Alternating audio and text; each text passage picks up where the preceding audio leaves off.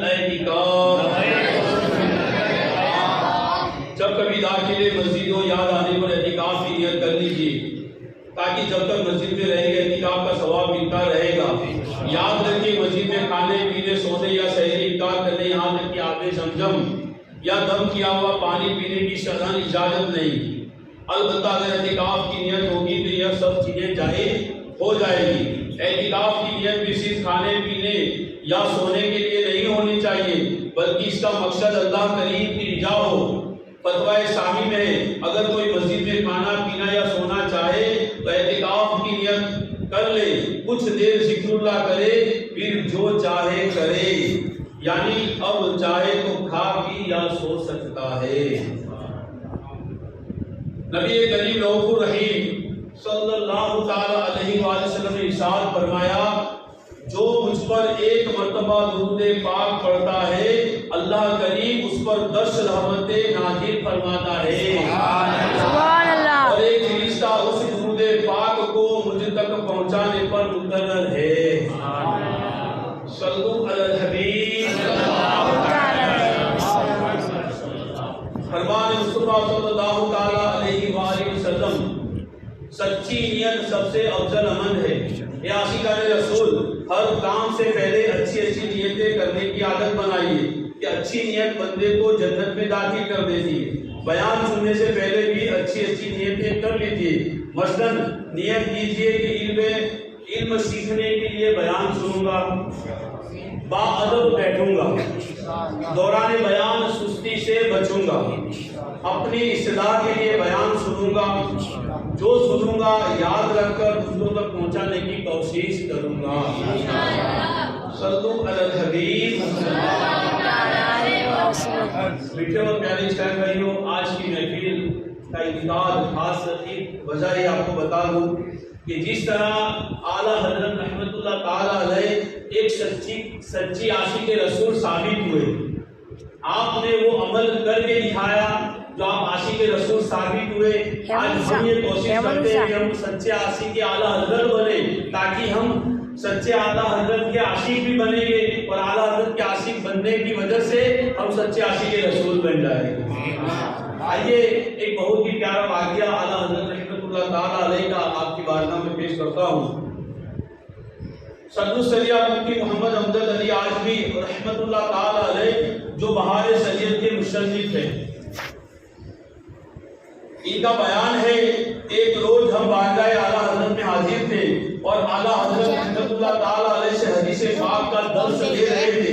سبحان اللہ، وہ کیسی علم جو کو شوق والے محفل ہوگی، اس کے رسول والی وہ محفل ہوگی، اور سننے والے بھی کیسے اس کے رسول والے ہوں گے، اور حدیث دینے والا اعلیٰ حضرت امام اہل سنت رحمت اللہ تعالی علیہ، اور درس سننے والے کون ہیں؟ ماہر عالم دین مفتی امجد علی اعظمی رحمت اللہ تعالی علیہ، اور آپ کے دیگر رتبہ سیدی اعلیٰ حضرت رحمت اللہ تعالی علیہ کی عادت کریمہ کی کہ آپ حدیث شریف پڑھاتے وقت اسی جانب توجہ نہ فرماتے، پورے توجہ کے ساتھ باوضو باادب بیٹھ کر حدیث پاک کی اہمیت دل میں رکھ کر لگن اور شوق کے ساتھ حدیث پاک پڑھایا کرتے تھے۔ مفتی احمد علی اعظمی رحمت اللہ تعالی علیہ بیان کرتے ہیں، آج جب ہم اعلیٰ حضرت رحمت اللہ تعالی علیہ سے درس حدیث لے رہے تھے، بڑا عجیب معاملہ ہوا۔ اعلیٰ حضرت رحمت اللہ تعالی علیہ خلاف عادت درس حدیث کے دوران مسند شریف سے اٹھے اور کہیں تشریف لے گئے۔ 15 منٹ کے بعد آپ واپس تشریف لائے تو چہرے پر پریشانی کے آثار تھے، یوں لگ رہا تھا جیسے کسی گہری سوچ میں ہے۔ مزید حیرت کی بات یہ تھی کہ اعلیٰ حضرت رحمت اللہ تعالی علیہ کے ہاتھ مبارک اور آستین یعنی بازو سے پانی ٹپک رہا تھا۔ آپ فرماتے مجھے یعنی مفتی احمد امجد علی اعظمی رحمت اللہ تعالی علیہ کو فرمایا دوسرا خشک کرتا لے آئیے، یعنی آپ کا کرتا بھیگ گیا تھا، آپ نے فرمایا دوسرا خشک کرتا لے آئیے۔ صدر السریہ مفتی احمد علی اعظمی رحمت اللہ تعالی علیہ اندر ہی اندر حیران ہو ہو رہے تھے کہ آخر ماجرا کیا ہے، مگر ظاہر ہے کہ اعلیٰ حضرت ہے، صدر الشریعہ کے استاد بھی ہے، صدر الشریعہ کے پیر بھی ہے، صدر الشریعہ اعلیٰ حضرت رحمت اللہ تعالی علیہ کا کمال بادب کیا کرتے تھے، اس لیے پوچھنے کی ہمت نہ ہوئی۔ بہرحال آپ جلدی سے گئے، اس کو کرتا لا کر حاضر کر دیا۔ اعلیٰ حضرت رحمت اللہ تعالی علیہ نے کرتا پہنا اور دوبارہ حدیث پاک پڑھانا شروع کر دیا۔ صدر الشریعہ رحمت اللہ تعالی علیہ فرماتے یہ عجیب بات مجھے اندر ہی اندر کھٹک رہی تھی، چنانچہ میں نے وہ دن، تاریخ اور وقت لکھ دیا۔ اس واقعے کی ٹھیک 11 دن بعد کچھ لوگ آئے، ان کے پاس تحفے اور تحائف تھے، وہ اعلیٰ حضرت رحمت اللہ تعالی علیہ کی بارگاہ میں حاضر ہوئے، تحائف پیش کیے، کچھ دیر خدمت میں حاضر رہے، پھر واپس چلے گئے۔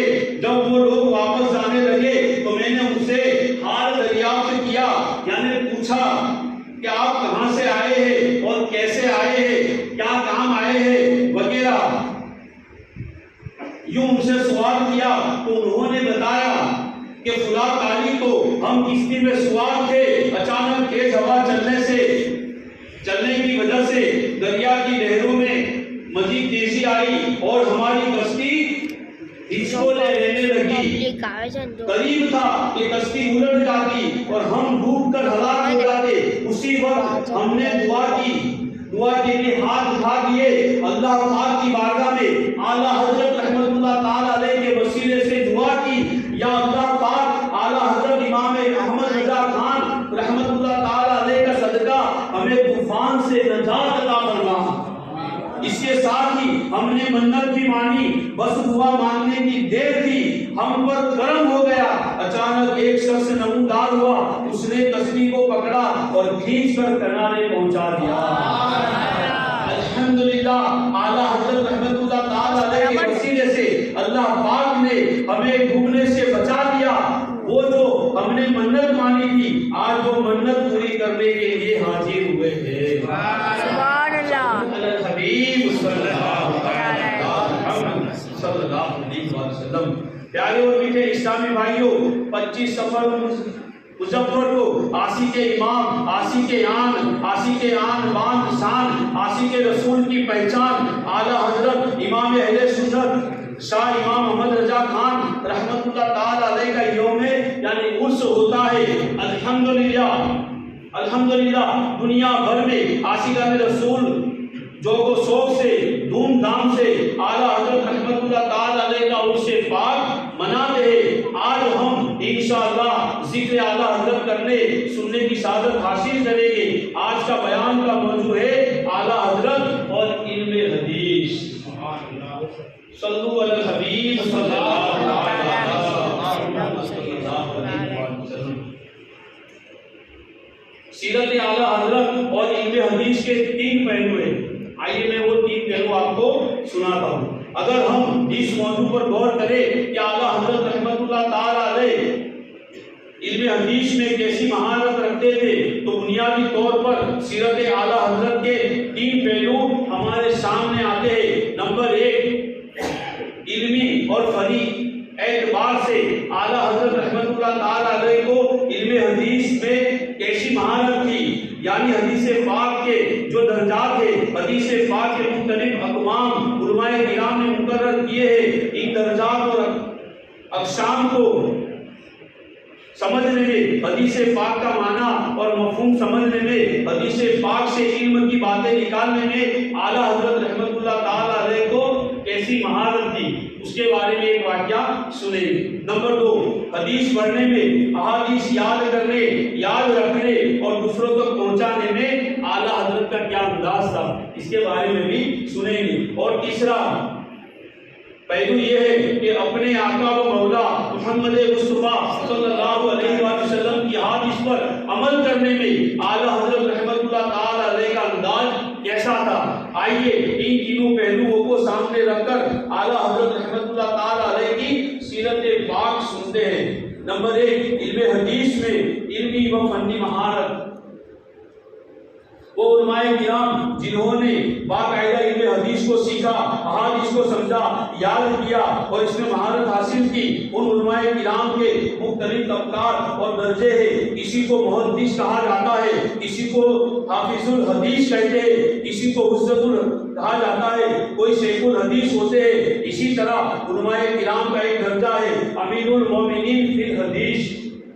علماء کرام کا ایک درجہ ہے امیر المومنین فی الحدیث، علم حدیث کا وہ عالم جو اپنے زمانے کے تمام علماء کرام میں سب سے زیادہ حدیث پاک کا ماہر ہو، اسے امیر المومنین فی الحدیث کہا جاتا ہے۔ الحمدللہ ہمارے آقا اعلیٰ حضرت امام اہل سنت رحمت اللہ تعالی علیہ جس طرح اپنے زمانے میں سب سے بڑے مفتی و سب سے بڑے مفسر، بلند رتبہ صوفی، اعلیٰ درجے کے سائنسدان اور زبردست ریاضی دان تھے، اسی طرح علم حدیث کے معاملے میں آپ امیر المومنین فی الحدیث تھے۔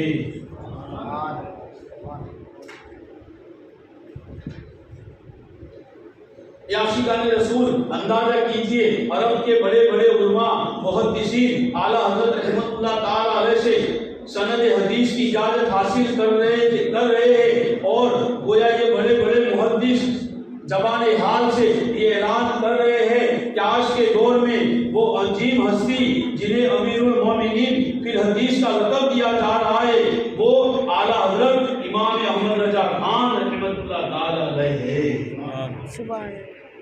تینی بھیٹ میں تین گھنٹے کا بیان، تو آج اگر کوئی 1 گھنٹہ 1.5 گھنٹہ اگر کوئی بول لیتا ہے تو لوگ اس کی تعریفیں کرتے ہیں، اعلیٰ حضرت کی کیا شان تھی۔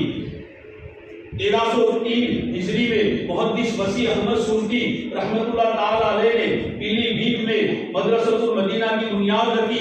اسی موقع پر محدث سورتی رحمت اللہ تعالی علیہ نے ملک کے بڑے بڑے علماء کرام کو دعوت دی، عظیم الشان اجتماع کا انعقاد کیا۔ اعلیٰ حضرت رحمت اللہ تعالی علیہ بھی تشریف فرما تھے۔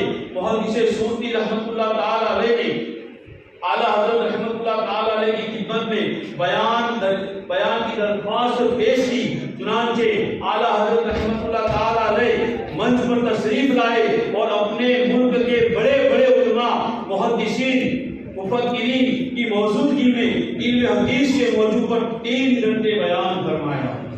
اعلیٰ حضرت رحمت اللہ تعالی علیہ علم حدیث کے موضوع پر زبردست علمی نکات بیان فرما رہے تھے، اور یہی سن کر اجتماع میں موجود بڑے بڑے علماء حیران ہو رہے تھے۔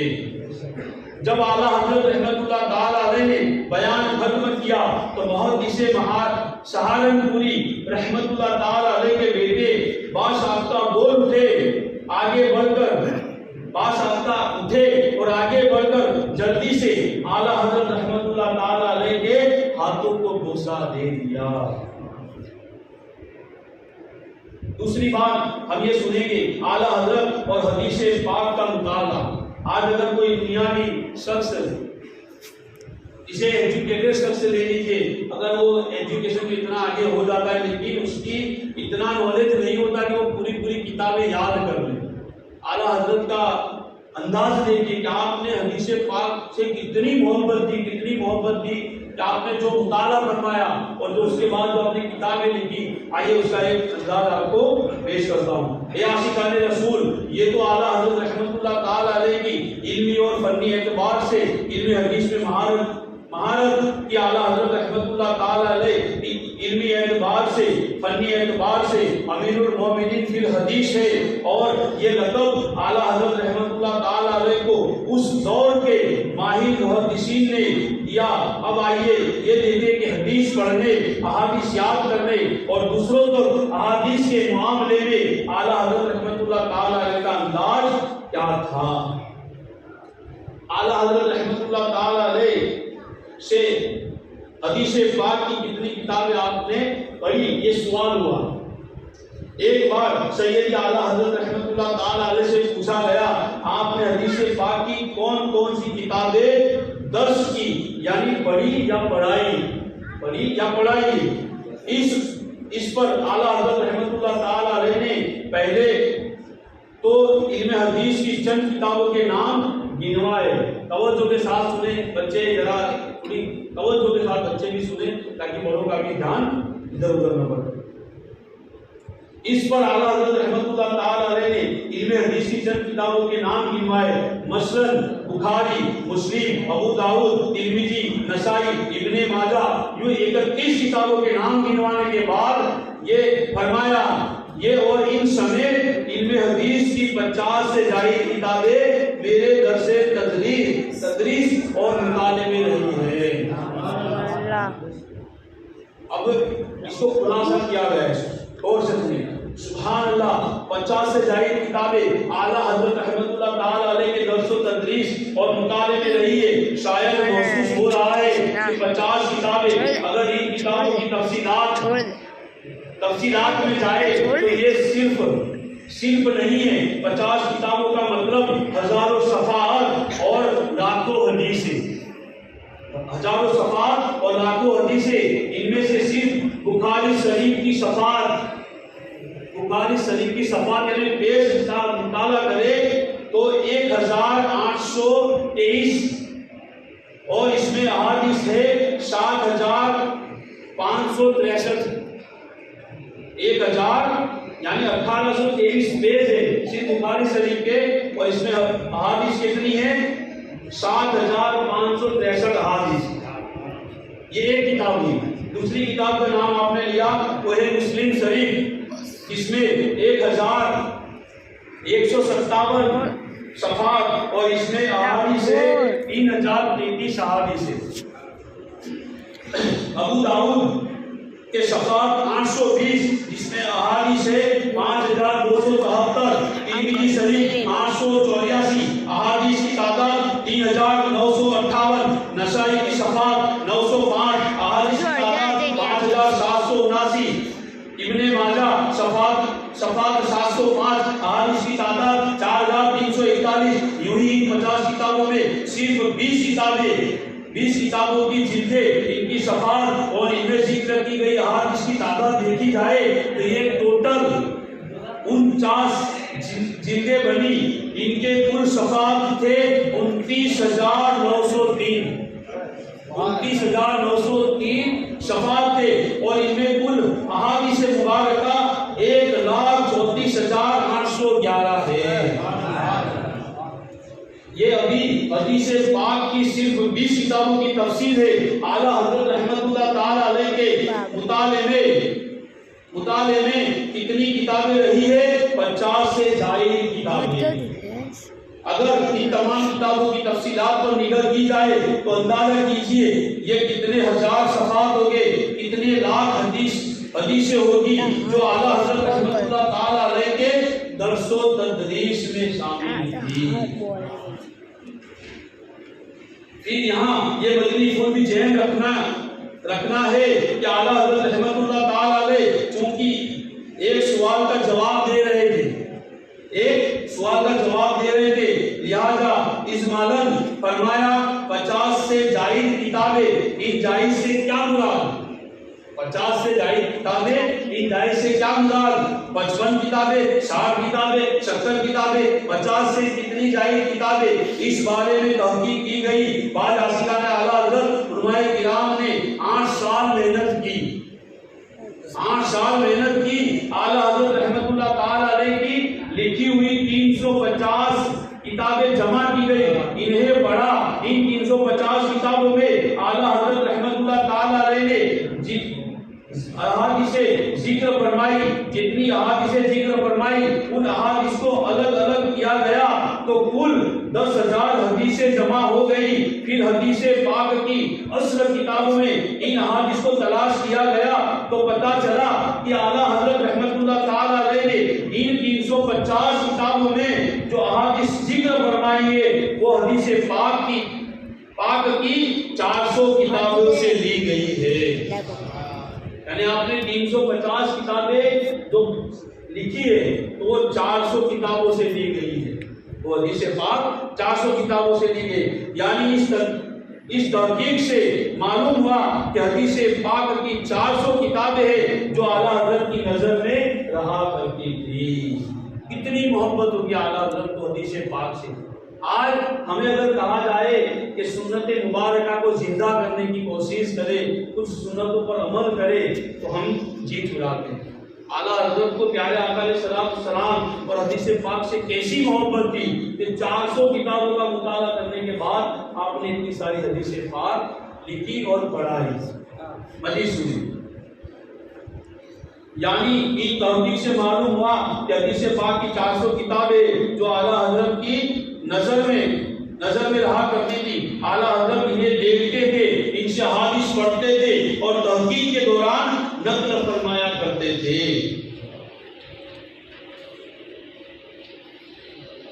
پھر یہ خیال رہے کہ جو تحقیق کی گئی ہے وہ اعلیٰ حضرت رحمۃ اللہ تعالیٰ علیہ کی صرف 350 کتابوں پر کی گئی ہے، جبکہ اعلیٰ حضرت رحمۃ اللہ تعالیٰ علیہ کی لکھی ہوئی کتابیں 1000 سے زیادہ ہیں۔ اگر تمام کتابوں سے احادیث جمع کی جائے تو اندازہ کیجئے حدیث پاک کا کتنا بڑا ذخیرہ جمع ہو جائے گا۔ یہ سیدی اعلیٰ حضرت رحمۃ اللہ تعالیٰ علیہ کا حدیث پاک کے ساتھ لگاؤ، احادیث پڑھنے کا شوق و ذوق، پھر اس کے ساتھ با کمال رہنا۔ اس علم حدیث ایک علم ہے، اعلیٰ حضرت رحمۃ اللہ تعالیٰ علیہ صرف علم حدیث کے ماہر نہیں تھی، بلکہ 100 سے زیادہ علوم میں آپ پوری مہارت رکھتے تھے، یعنی 100 طرح کے علم آپ کو معلوم تھے اور مہارت رکھتے تھے۔ یعنی اتنا مطالعہ صرف ایک علم کے متعلق ہے تو 100 سے زیادہ علوم میں ہر علم کے متعلق اعلیٰ حضرت رحمۃ اللہ تعالیٰ علیہ اتنا مطالعہ کیا کرتے تھے۔ یعنی علم کے بارے میں آپ اتنا مطالعہ، ہم نے سنا اتنی ساری کتابیں لکھی، ایسے تو آپ کے پاس 100 علم تھے، اتنی کتابیں پڑھی ہوگی۔ پھر اس کے ساتھ ساتھ تحریری کام کرنا بھی، فتوے بھی لکھنا بھی، اعلیٰ حضرت پیرے کامل بھی تھے، مرید بھی تھے اور مرید بھی حاضر ہوا کرتے تھے، ان کی تربیت بھی کی جاتی تھی۔ اعلیٰ حضرت استاد بھی تھے، مدرسے میں پڑھایا بھی کرتے تھے، امت کے مسائل بھی حل فرمایا کرتے تھے، اور ان تمام مصروفیات کے باوجود اعلیٰ حضرت رحمۃ اللہ تعالیٰ علیہ جتنا مطالعہ فرماتے تھے، ان سب کو دیکھ کر عقل دنگ رہ جاتی ہے اور جھنجھلا کر کہتی ہے اللہ کی عطا ہے سرکار کی رضا ہے، اللہ کی عطا ہے سرکار کی رضا ہے، فیضان غوث و خواجہ احمد رضا ہمارا، صلو علی الحبیب صلی اللہ علیہ وسلم۔ میٹھے اور پیارے عیسائی بھائیوں، یہ تھا اعلیٰ حضرت رحمۃ اللہ تعالیٰ علیہ کا حدیث پاک سے لگاؤ، احادیث پڑھنے کا شوق و ذوق۔ بے شک احادیث پڑھنا، انہیں سمجھنا بڑے کمال کی بات ہے۔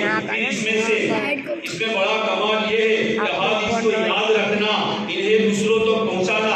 الحمدللہ اعلیٰ حضرت رحمۃ اللہ تعالیٰ علیہ احادیث پڑھتے بھی تھے، انہیں یاد بھی رکھتے تھے، دوسروں تک پہنچایا بھی کرتے تھے۔ آپ کی عادت کریمہ تھی کہ اپنی گفتگو میں احادیث پڑھا کرتے، جو بات کہتے اسے قرآن آیت یا احادیث سے ثابت بھی کیا کرتے تھے۔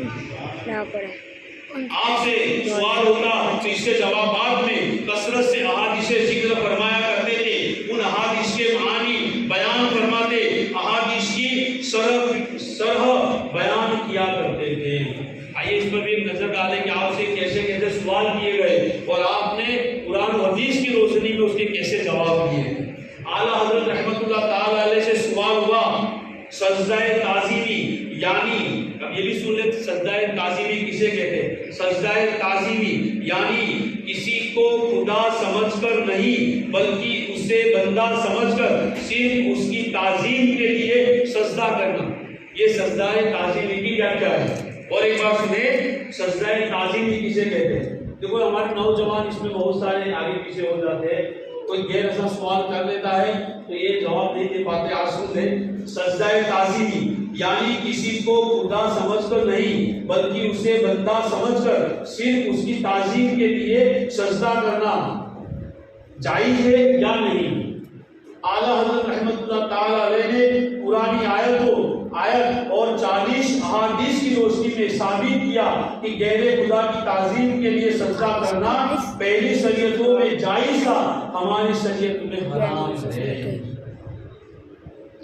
اعلیٰ حضرت رحمت اللہ تعالی علیہ کی خدمت میں اور ایک سوال ہوا، لوگ کہتے ہیں پیارے آقا مکی مدنی مصطفیٰ صلی اللہ علیہ وسلم کو دافع البلا یعنی مصیبت دور کرنے والا کہنا شرک ہے۔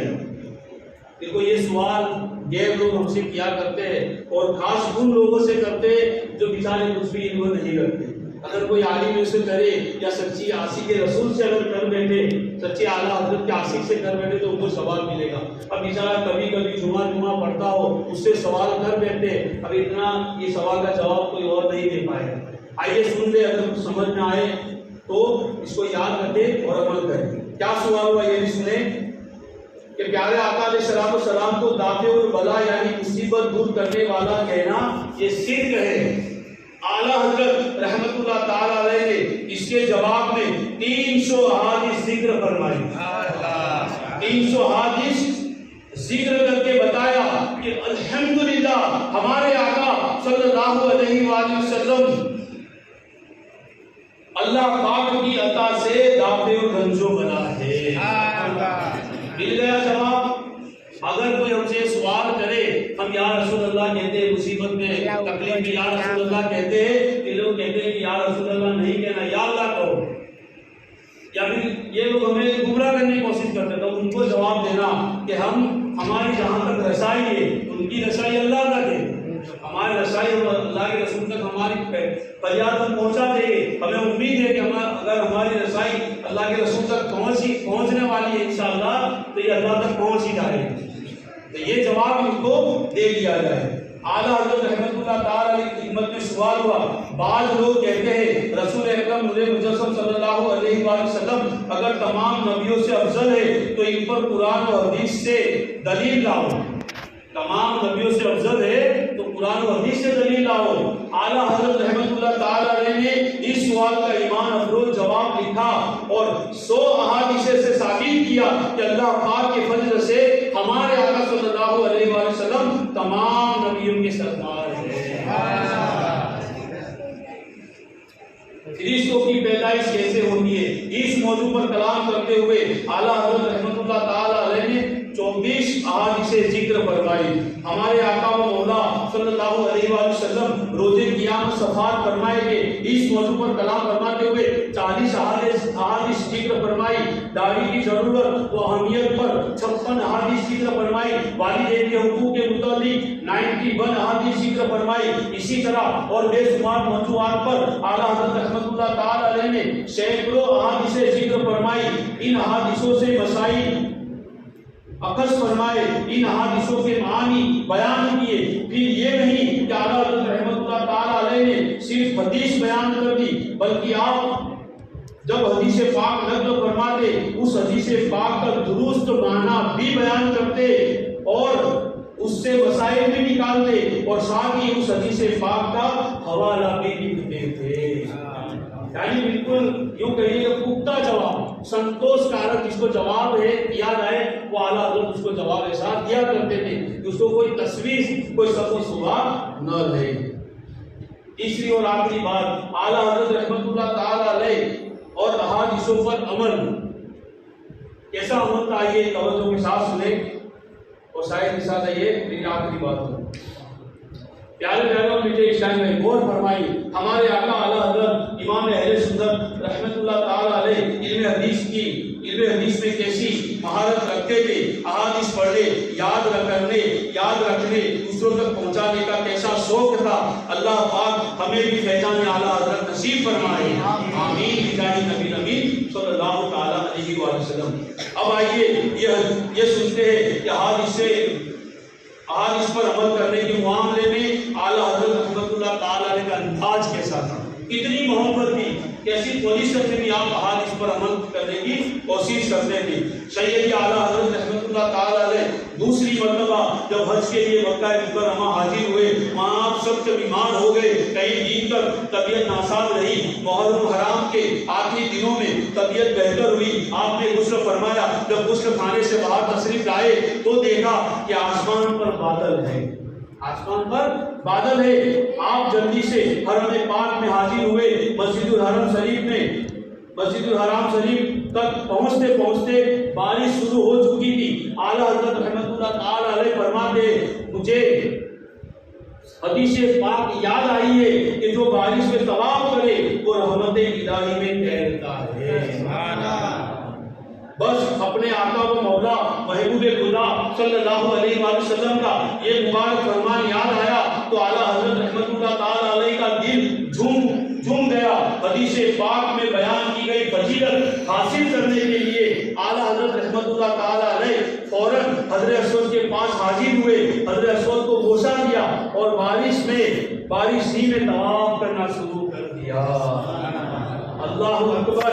تصور کیجئے بارش برس رہی ہے، وقت کے امام عاشق سچے عاشق رسول اللہ پاک کی محبت سے سرسار کیسے شوق و ذوق کے ساتھ خانہ کعبہ شریف کا گرد چکر لگا رہے ہیں۔ سیدی اعلیٰ حضرت رحمت اللہ تعالی علیہ نے طواف کے 7 چکر پورے کیے اور رہائش گاہ پر تشریف لے آئے۔ اعلیٰ حضرت رحمت اللہ تعالی علیہ کی طبیعت جو پہلے سے ناسار تھی، یعنی آپ اسی دن تھوڑے صحت مند ہوئے تھے، پہلے سے بیمار تھے، ناسار طبیعت تھی، بخار سے آرام آیا ہی تھا کہ آپ نے حدیث مبارکہ پر عمل کرنے کے لیے بارش میں طواف کر لیا۔ چنانچہ بخار لوٹ آیا۔ مکہ مکرمہ کے جو عاشقان رسول علماء تھے وہ اعلیٰ حضرت رحمت اللہ تعالی علیہ سے بہت عقیدت رکھتے تھے۔ جب اعلیٰ حضرت رحمت اللہ تعالی علیہ کو دوبارہ بخار ہوا تو انہیں صدمہ ہوا اور ایک عاشق رسول عالم دین نے دکھ کی کیفیت سے کہا کہ ایک ضعیف حدیث پر عمل کرنے کے لیے آپ نے اپنے بدن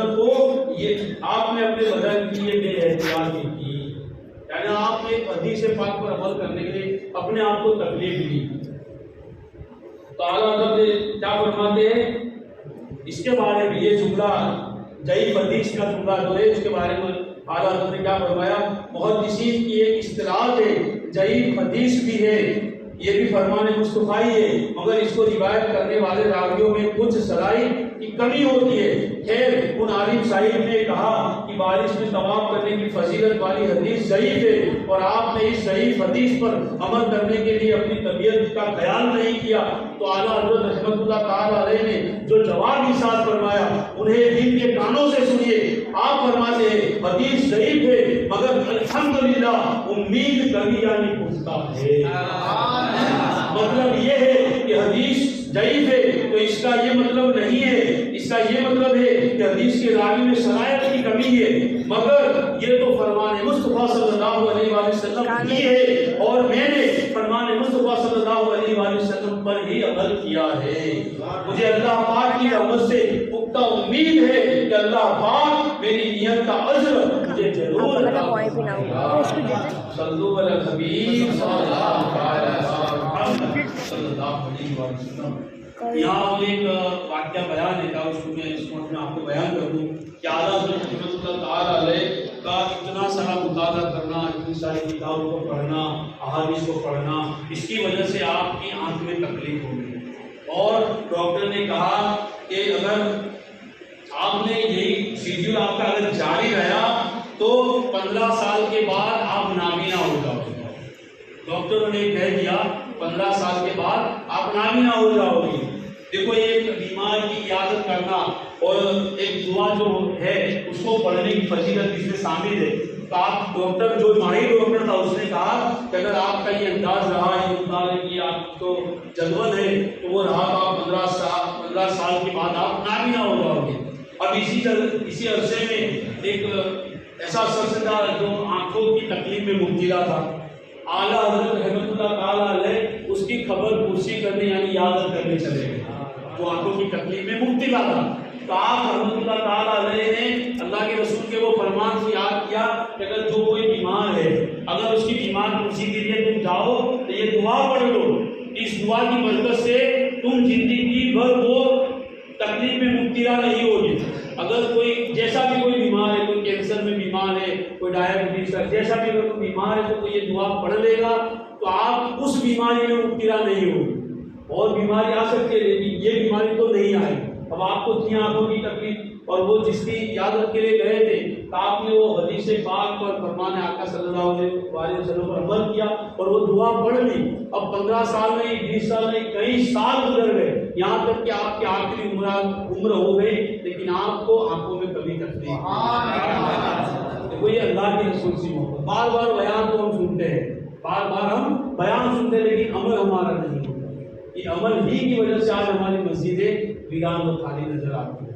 میٹھے اور پیارے اسلام بھائی, اعلیٰ حضرت نے اپنی زندگی میں جو, جیسے کہ ہمارے امام صاحب نے بتایا کہ اعلیٰ حضرت رحمۃ اللہ تعالیٰ کا وقت کی بہت کمی ہوا, یعنی آپ اتنے مصروف رہتے تھے, اتنے مصروف کہ جو آپ نے کنز الایمان کتاب بھی, جو کنز الایمان ترجمہ کنز الایمان لکھا ہے نا, تو اس کے بارے میں نے سنا ہے کہ آپ رحمۃ اللہ تعالیٰ علیہ وسلم یہ احساس کیا گیا کہ حضرت کچھ ترجمہ ایسا لکھیے کہ امت کے لیے خیر خواہی بن جائے, امت کے لیے قیامت کے لیے نصیحت بن جائے.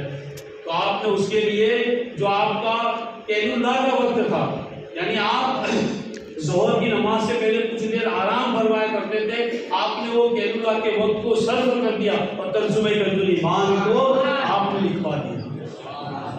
صحیح بات ہے. اب آپ غور کریں, ہم غور کریں اپنے آپ پر, میں بھی اپنے آپ پر غور کروں. آپ ہمارے پاس کتنا وقت ہے؟ میں تو میرے دوستوں کو, میرے محبت کرنے والوں سے کہتا ہوں کہ تم جتنا وقت موبائل میں دیتے ہو اتنا ہی وقت اللہ کی عبادت کرو. تو وہ لوگ کیا بولتے ہیں خبر ہے, اس میں تو 5 گھنٹے چلے جائیں گے. اب اللہ کی عبادت جو فرض عبادت ہے وہ نماز ہے, فرض عبادت ہے وہ نماز ہے, اور دوسری فرض عبادت ہے قرآن کو سیکھنا. اگر ہم نے صحیح نماز ادا نہیں کی, قرآن نہیں سیکھا تو ہم بہت بڑے گنہگار. اب قرآن کو سیکھنے میں اور 5 گانا نماز پڑھنے میں وقت کتنا لگتا ہے؟ بار بار یہ کہنا پڑتا ہے. 5 وقت کی نماز اگر ہم سنت نوافل کے ساتھ بھی ادا کریں گے تو 80 منٹ سے زیادہ نہیں لگے گی. اب آپ غور کریں کہ آپ موبائل میں کتنا وقت دیتے ہیں اور اللہ کی عبادت میں کتنا وقت دیتے ہیں. ہم سب غور کریں, میں بھی غور کروں, آپ بھی غور کریں. اب یہ تو صرف فرض عبادت کی بات ہے جو ہم پر فرض ہے. ہر مرد عورت بالغ مسلمان پر نماز فرض ہے, یہ تو اس کی بات ہے. اسی سے ہم اتنا دور ہے کہ ہم کہیں گے کہ معاشی کے اعلیٰ حضرت ہے, تو کیا اعلیٰ حضرت ہم جیسوں کو دیکھ کر اپنا رخ اگر پھیر لیا تو ہم پیارے آقا علیہ السلام کی طرف کیا رخ کرتے ہیں؟ معاشی کے اعلیٰ حضرت رحمۃ اللہ تعالیٰ علیہ کی سیرت پڑھتے ہیں, نعرے لگاتے ہیں کہ معاشی کے اعلیٰ حضرت ہے, تو کیا کبھی ان کی زندگی کا مطالعہ کیا ہے؟ کوئی ان کی لکھی ہوئی جیسے 1000 کتابوں سے ایک رسالہ دعوت اسلامی نے کتنا آسان کر دیا ہے. دعوت اسلامی نے کتنا آسان کر دیا ہے کہ آپ بڑی بڑی کتابیں نہیں پڑھ سکتے تو چند رسالے, جو ہفتہ وار رسالہ آتا ہے اس میں بھی اعلیٰ حضرت کی کئی باتیں آتی ہیں, کئی باتیں اس میں بھی آتی ہیں, تو اس کو پڑھنے کی کوشش کرے. صرف 30 صفحات کا رسالہ ہوتا ہے, اس صفحات سے آپ تک میں کوئی رسالہ پڑھا نہیں دے گا. اگر ہم عاشق رسول ہے اور ہم دعویٰ بھی کرتے کہ عاشق اعلیٰ حضرت بھی ہے, تو پھر یہ کیوں نہیں رسائل پڑھے, کتابیں پڑھے, مطالعہ کرے, پھر دیکھیں کہ انہوں نے اپنی زندگی کو کیسے بنایا. وہ بھی انسان تھے, ہم جیسے بسر تھے, کھاتے پیتے تھے, ان کا بھی پریوار تھا, گندا کاروبار تھا, تو ہم کیوں نہیں کر سکتے؟ غور کریں. اور خاص نوجوانوں سے, میری عمر کے نوجوانوں سے میں تاکید کرتا ہوں کہ اپنی جوانی کو ایسا کام میں نہ گزاریں. کہیں ایسا نہ ہو کچھ لوگ کہتے ہیں کہ کل سے نماز شروع کر لیں گے, پرسوں سے نماز شروع کر لیں گے, ایسے ہی کئی نوجوانوں سے قبرستان بھرا پڑا. کیا ہم نے ایسے نوجوانوں کو دفن نہیں کیا؟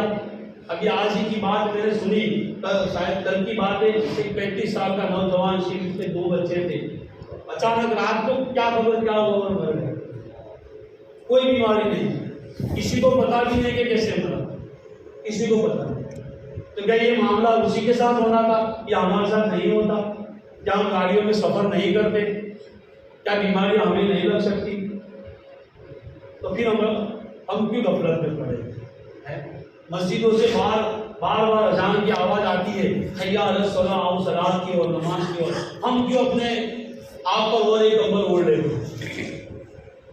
حیا علی الفلاح کی آواز آتی ہے، کامیابی کیوں رہا ہو، مسجد سے آواز آتی ہے کامیابی کہاں ہے، اللہ کے گھر میں کامیابی، اور ہم کامیابی تلاش کرتے ہیں، بظاہر وہاں ہے ہی نہیں تو کہاں سے ملے؟ کوشش کرے اپنی جوانی کو ایسے کاموں میں صرف نہ کرے جس کے لیے قبل اور آخرت میں پچھتانا پڑے، ایسے کام کر کے جائے کہ ہماری بعد والی نسل یہ کہتی ہے کہ ہمارے نوجوانوں نے، ہمارے باپ داداؤں نے یہ کوشش کی تھی، دین کے لیے کوشش کی تھی، ہم انشاءاللہ اس کے نقشے قدم پر چل کر اپنے دین کی حفاظت کرنے والے ہیں۔ اعلیٰ حضرت رحمۃ اللہ تعالیٰ کا مشن دعوت اسلامی نے بخوبی جاری رکھا ہے، دعوت اسلامی کا ساتھ دیجیے، بھرپور ساتھ دیجیے، تن من دھن سے ساتھ دیجیے۔ امیر اہل سنت سے اسی نے سوال کیا کہ آپ کی تدریس میں، آپ کی محفل میں، آپ کی کتابوں میں میں نے جب بھی دیکھا کہ اعلیٰ حضرت کا ذکر زیادہ نہیں ہوتا ہے، امیر اہل سنت نے بہت ہی پیارا جواب ارشاد فرمایا کہ ہم سنی ہے کہ اعلیٰ حضرت نے بتایا ہے، ہم سنی ہیں، ہم عاشق رسول اعلیٰ حضرت نے بتایا ہے، غریب نواز کا پتہ اعلیٰ حضرت نے دیا ہے، فضا غریب نواز کا پتہ اعلیٰ حضرت نے دیا ہے، غوث اعظم کا پتہ اعلیٰ حضرت نے دیا ہے، وہاں نہیں تو ہم کہاں بھٹکتے، اس کی بھی چوکھٹ اوپر ہم ان کے تلوے چاٹتے رہتے تھے، لیکن ہمیں ایک پلیٹ فارم پر اعلیٰ حضرت نے کیا ہے جو انشاءاللہ یہ وایا مدینہ جنت کو جائے گا۔ یہ دعوت اسلامی کا مشن ہے، امیر اہل سنت کی تدریس ہے، تو آپ سے دعوت اسلامی کا ساتھ دیجیے، اور ماشاءاللہ ہمارے امام صاحب اتنی محنت کرتے ہیں، جیسے آپ 12 دن کا اعلان کر دیا، محرم کے 10 دن تو انہوں نے پروگرام کیا، آخری دن کی ان کی آواز تک بیٹھ گئی، اتنی آواز سے انہوں نے درس و بیان کی، لیکن پھر بھی ہماری مسجدیں خالی کی خالی۔ کیا ہم یہی 10 دن 12 دن والے ہیں؟ اب یہ 12 دن ایسی محفل سجاؤ اور آئیے اس کی برکت بھی آپ کو انشاءاللہ بتاتا چلو، یہ 12ویں کے دن کی محفل کی برکت کیا ہے، آئیے انشاءاللہ وہ بھی سن لیں۔ صلو علی الحبیب صلی اللہ علیہ وسلم۔ جو یہ کتاب آپ کے ممبر پہ رکھی ہوئی ہے، اس کو میں بار بار آپ کے سامنے درج کرتا ہوں، اسی کتاب میں اس پر یہ بات لکھی ہے کہ جو 12ویں کی محفل سجاتا ہے، ربیع الاول 12ویں تاریخ حضور پاک صلی اللہ علیہ وسلم کی ولادت پاک کی خوشی میں روزہ رکھنا ثواب ہے، مگر بہتر یہ ہے کہ 2 روزے رکھے، اور اس مہینے میں محفل میلاد شریف سے تمام سال گھروں میں برکت اور ہر طرح کا امن رہتا ہے، ہر طرح کا امن رہتا ہے۔ اس کا بہت تجربہ کیا گیا ہے، ایسے ہی لکھ دیا ہے، لکھا نہیں، بہت انوبھو کیا گیا ہے، تجربہ کیا گیا ہے۔ اور 11ویں 12ویں تاریخ کو، 11ویں اور 12ویں تاریخ کی درمیانی رات کو تمام رات جاگے، اس رات میں غسل کرے، نئے کپڑے بدلے، خوشبو لگائے، ولادت پاک کی خوشی کرے، اور بالکل ٹھیک صبح شادی کے وقت قیام اور سلام کرے، یعنی نماز صبح کی نماز پڑھے، تہجد کی نماز پڑھے، صبح کی نماز پڑھے، اور پھر پیارے آقا علیہ السلام کی بارگاہ میں صلاۃ و سلام کا نذرانہ پیش کرے، انشاءاللہ جو بھی نیک دعا مانگیں گے وہ قبول ہوگی۔ یہ بھی بہت تجربے والی ہے، یہ بات بھی لکھی ہے، اس کو بھی بہت آزمایا گیا ہے۔ اعتکاف شرط ہے، لا دوا مریض اور بہت مصیبت جدوں پر آزمایا گیا ہے، اور درست پایا گیا ہے کہ قیام اور سلام کا وقت نہایت صحیح ہو، یعنی جو نماز کا بھی جو وقت ہے، اور جو سلام کا، جو پیارا آقا علیہ السلام کی جو ولادت کا جو صحیح وقت ہے، اسی میں اگر یہ کام کیا گیا تو کیسا بھی غم زدہ شخص یا کیسا بھی بیمار جس کے لیے دعا کی جائے انشاءاللہ اس کو فائدہ ہوتا رہے گا۔ ماشاءاللہ 12 دن ہمارے امام صاحب کوشش کریں گے کہ آپ نعت و بند قبل کی ایسی محفل سجائے کہ ہمارے آنے والوں کے لیے مثال بن جائے، اور میں بھی الگ سے کوشش کرتا ہوں کہ ہم گھر گھر جا کے پروگرام کرتے ہیں، تو ماشاءاللہ ہمیں 7 پروگرام ہمیں کرنے ہوتے ہیں، اس میں بھی ہمارا اچھا خاصا ہمارے نام پر بھی انشاءاللہ تیاری کرتے ہیں، اور کچھ وقت مل جائے تو بیان ہوتا ہے، دعا ہوتی ہے، صلاۃ و سلام نیات بھی ہوتی ہے، تو جو اس ٹائم کا اس میں بھی شرکت کرنا چاہے تو وہاں بھی آئے، مسجد میں بھی آئے، یہ دونوں پروگرام عشاء کے بعد میں۔ ہمارا پروگرام 10 سے 9 سے 10 کا انشاءاللہ کوشش رہے گی 1 گھنٹے کا پروگرام ہے۔ ماشاءاللہ امام صاحب اتنی محنت کرتے ہیں، ان کا بھرپور ساتھ دیجیے، اور زیادہ سے زیادہ لوگوں کو مسجد میں لا کر دکھائیے، اور اس وقت نہیں لانا کہ جب پروگرام شروع ہو جائے، प्रोग्राम शुरू हो जाए या फिर न्यास के वक्त नहीं लाना, कब लाना है? नमाज के वक्त लाना है। हमारा प्रोग्राम कब शुरू होता है? मस्जिद का प्रोग्राम और नमाज के वक्त से शुरू होता है, अजान के वक्त से शुरू होता है। जैसे आज मुझे कितने बजे प्रोग्राम शुरू होगा, तो मैंने उनको बोला वो 8:15 बजे जमा। प्रोग्राम वहीं से शुरू होगा ना, फर्ज काम तो यही है, फर्ज काम यही है। आला हजरत ने आपको एक आखिरी बात आला हजरत की बता दो कि आला हजरत रहमतुल्लाह ताला अलैह जमात से बहुत मोहब्बत करते हैं। नारे तकबीर, नारे रिसालत, या रसूल अल्लाह, आला हजरत जिंदाबाद, लगे आला हजरत जिंदाबाद, मुझसे रिजवी जिंदाबाद, नारे तकबीर। आप रहमतुल्लाह ताला अलैह जमात से बहुत मोहब्बत करते थे, यानी जमात को पाने के लिए इतनी कोशिशें करते थे कि आप जब उम्र रसीद हो, बहुत कमजोरी आपके जिस्म में आ चुकी थी, तो आपको 2 लोग उठाकर यानी टेका देकर आपको मस्जिद में ले जाएगा। आप अकेले नमाज नहीं पढ़ते थे। आज हमारा हाल है, थोड़ा सा पैर में दुख रहा है, सर में दुख रहा है, या फिर गाड़ी के कुछ मसाइल, नहीं आप नमाज घर पढ़ लो, थोड़ी थोड़ी तकलीफों में घर नमाज पढ़ लो। आला हज़रत को देखो जमात से कितनी मोहब्बत, और जमात मर्द के लिए वाजिब है।